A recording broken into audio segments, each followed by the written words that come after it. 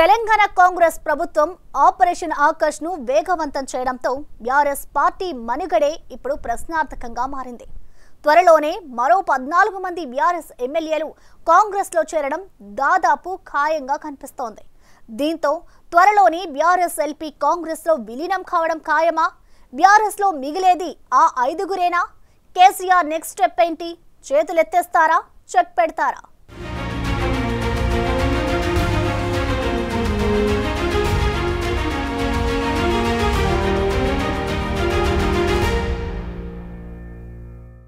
Party బలోపేతంపై KCR చేతులెత్తేశారా? ఫిరాయింపులపై KCR వ్యాఖ్యలు దేనికి నిదర్శనం?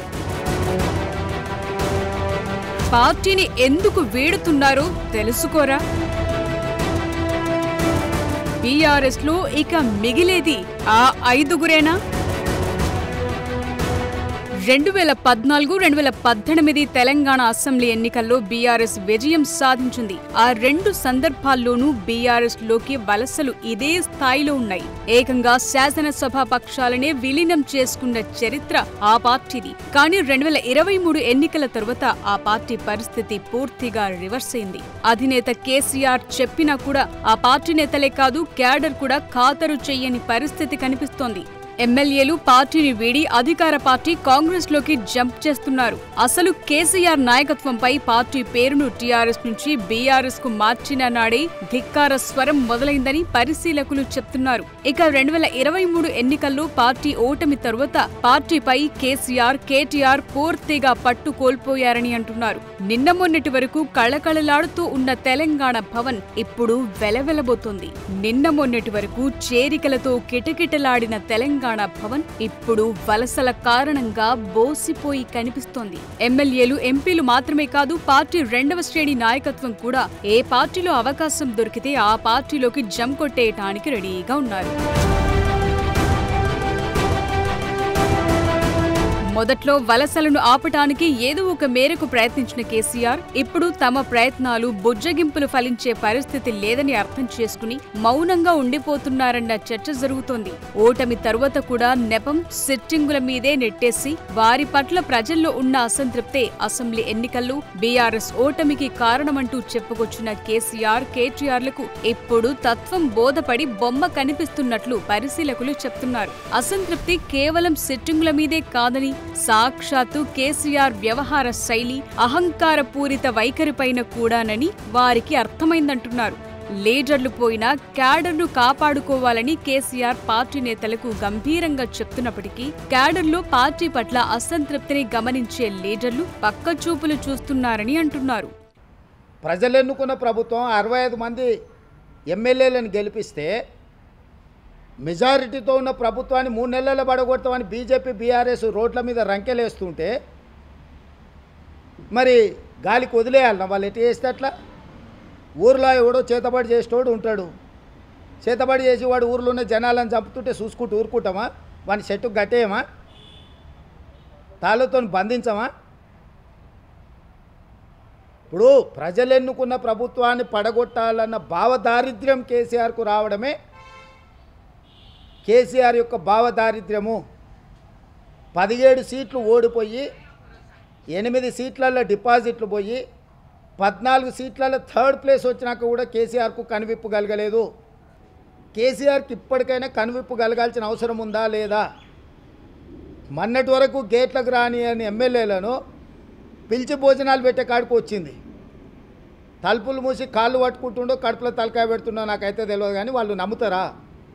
ఎమ్మెల్యేలు పార్టీని వీడటంపై బీఆర్ఎస్ అధినేత, మాజీ సీఎం కేసీఆర్ చేసిన వ్యాఖ్యలు ఇప్పుడు చర్చనీయాంశంగా మారాయి. బీఆర్ఎస్ పార్టీని వీడి దొంగలతో కలిసే వాళ్ల గురించి బాధ లేదని కేసీఆర్ అభిప్రాయపడ్డారు. తెలంగాణ రాష్ట్రాన్ని సాధించిన తమకు ఇది ఒక లెక్కనా అన్నారు. పార్టీయే నాయకులను తయారు చేస్తుంది తప్ప నాయకులు పార్టీని ప్రభావితం చేయలేరని కేసీఆర్ అన్నారు. అప్పుడైనా ఇప్పుడైనా నాయకులను తయారు చేసుకుంది పార్టీనే అని మెరికల్ లాంటి యువనేతలను పార్టీ సృష్టిస్తుందని తెలిపారు. రెట్టించిన ఉత్సాహంతో ప్రజల ఆకాంక్షలకు అనుగుణంగా పనిచేద్దామని కార్యకర్తలకు సూచించారు. బీఆర్ఎస్ శ్రేణులకు ప్రస్తుత పరిస్థితులు ఒక లెక్క కాదని, ఒకరు పోతే 10 మంది నాయకులను పార్టీ తీర్చిదిద్దుతుందని చెప్పుకొచ్చారు. దీంతో పార్టీ మారే ఆలోచనలో ఉన్న బీఆర్ఎస్ ఎమ్మెల్యేలకు కేసీఆర్ ఓకే చెప్పేశారన్న టాక్ నడుస్తోంది. ఈ క్రమంలో రానున్న రోజుల్లో కాంగ్రెస్ లోకి మరింత మంది ఎమ్మెల్యేలు చేరే అవకాశాలు కనిపిస్తున్నాయి. కొన్ని సందర్భాల్లో ఏమైందంటే ఒక అత్యాశపడి కావచ్చు, ఒక ఆగమని కావచ్చు, కొన్నిసార్లు అబద్ధ ప్రచారాలు నమ్మి కావచ్చు, ప్రజలు ప్రజాస్వామ్యంలో పోతావచ్చు. అట్లాంటి సందర్భంలో మనం వచ్చింది, మనం ఎన్నికల్లో ఓట్లు పాలైనాం. మీ అందరితో నేను కోరేది, రాజకీయం అంటే మేము అధికారంలోకి లెక్క మీ అందరితో కూడా నేను కోరేది, దయచేసి మంచిగా నిబద్ధతతో ధైర్యంగా ఎక్కడ వాళ్ళు అక్కడ పనిచేయండి. జగిత్యాలలో ఒక ఆయన పోయి దొంగలు గచ్చిపోయింది కదా, మనం ఆయన సృష్టించాం. మన సొంతంలోనే మళ్ళీ ఒక బుల్లెట్ తయారు చేసుకొని కొట్టడం దానికి ఇబ్బంది ఏం లేదు. అది ప్రజలు కూడా నిర్ణయం చేస్తారు టైం వచ్చినప్పుడు. ఒకవైపు కేసీఆర్ వ్యాఖ్యలు, మరోవైపు కాంగ్రెస్ లో డోర్లు తెరిచే ఉంటాయని తెలపటంతో బీఆర్ఎస్ లో మిగిలిన ఎమ్మెల్యేలు కూడా కారు దిగటం కన్ఫర్మ్ అయినట్లుగానే కనిపిస్తోంది. దీంతో వలసలకు బ్రేక్ వేసేందుకు గులాబీ boss day and night workout చేస్తున్నారని పార్టీ వర్గాలు చెప్తున్నాయి. అత్యంత సన్నిహితులు, నమ్మకస్తులే పార్టీని వీడితే సాధారణ ఎమ్మెల్యే పరిస్థితి ఏంటన్న భావన కేసీఆర్ ను వెంటాడుతోందని తెలుస్తోంది. ఇదే క్రమంలో కారులో మిగిలేది ఆ 5గురే అన్న చర్చ జరుగుతోంది. తనతో ఎవరుంటారు, ఎవరు వీడుతారనే అంశంలో గులాబీ బాస్ కూడా ఫుల్ క్లారిటీతో ఉన్నారట.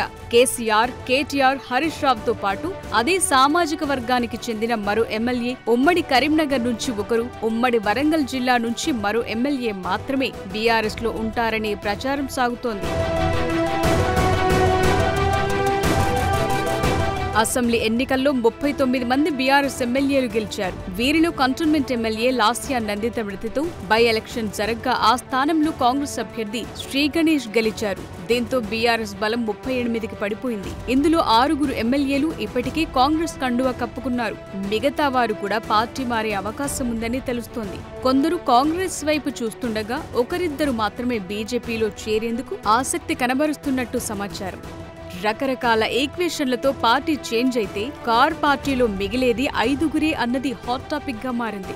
మిగతా చేరికలు ఎప్పుడు, ఎలా ఉండబోతున్నాయనేది ఆసక్తికరంగా మారింది. ఏది ఏమైనా వచ్చే ఎన్నికల నాటికి బీఆర్ఎస్ ఖాళీ అవుతుందని రాజకీయ విశ్లేషకులు చెప్తున్నారు. మరి వలసలకు కేసీఆర్ బ్రేక్ వేస్తారా లేదా అన్నది చూడాలి.